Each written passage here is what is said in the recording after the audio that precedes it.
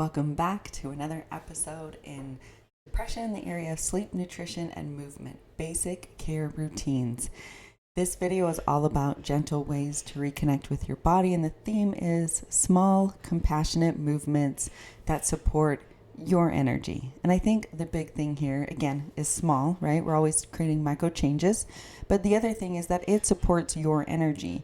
We don't need to do what our friends do or our families do for their own energy, right? We need to do what's good for our energy and really build habits to support that. So movement without pressure. When you hear the word exercise, you might picture gyms, routines, or discipline. But when depression is heavy, even getting out of bed can feel like climbing a mountain. So here's the truth. Movement doesn't have to be big to matter. A stretch, a walk to the mailbox, or standing up for a minute can all count. And gentle movement isn't about burning calories. It's really about shifting energy, calming the nervous system, and reconnecting with your body. Today we'll explore small ways to bring movement back into your life without shame or pressure. So where do we get started in gentle ways to reconnect with your body? Well, why movement helps mood? Again, it's all about awareness or discovery for the first part. So movement releases endorphins for us, and it lowers our stress hormones like cortisol. It signals safety to your nervous system and helps reduce the heaviness of depression. Even micro movements can break cycles of stillness that reinforce hopelessness. Here's a reframe thought for you. Movement is not punishment. It's medicine for our mind. It really does help us to just get up. Even if, like we said, you're laying in bed, that can help too. You can do muscle relaxation where you think of like your hands, you isolate your groups, your biceps, your forearms, you tense those up and then you release them. And that can count as your movement for the day, all while you're lying in bed. And so we're going to redefine movement next. So forget the all or nothing approach. Instead, try gentle stretches in bed, a short walk, even 2 minutes counts, shaking out your arms and legs, and dancing to one song in your room. These small shifts regulate mood without overwhelming your capacity. So here's a gentle reminder for you. Tiny movements are still acts of care. I think we need to remember where are we in the process of our life, in the season of our life, right? And then from there, we can understand what we need for ourselves. We're never trying to look at where somebody else is. We're just trying to look at where we are. So where do we go next in here? Well, we're going to build a movement menu for us.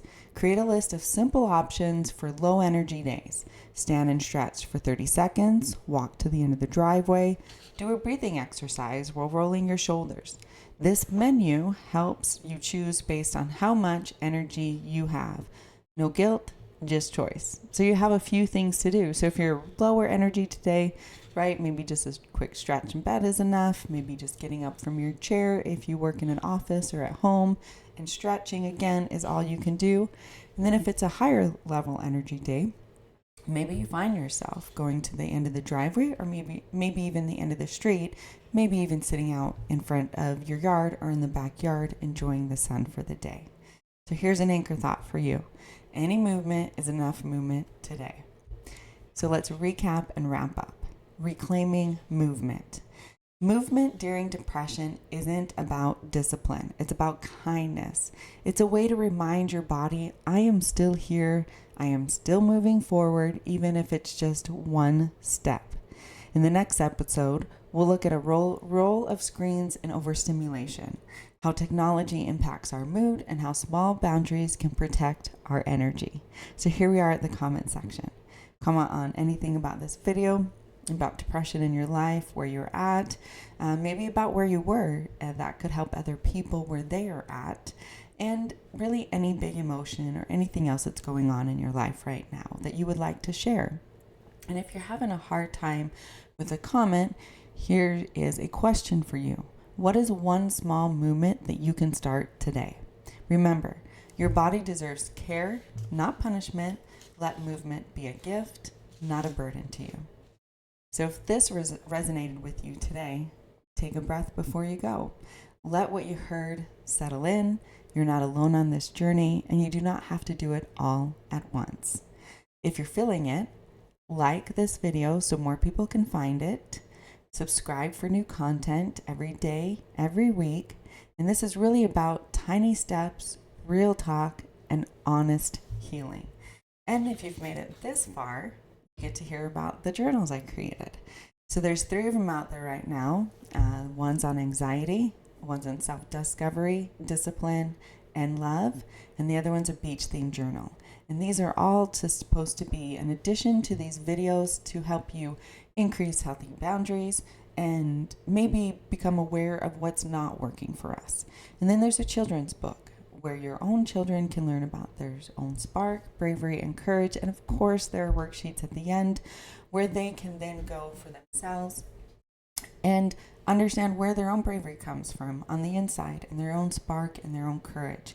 They may need your help with these worksheets, of course, but this really helps them to understand that when times get tough or we go through something hard, I really do have it inside of me to help me push through this and work through it. Again, I just want to say thank you for watching this video and have a nice day.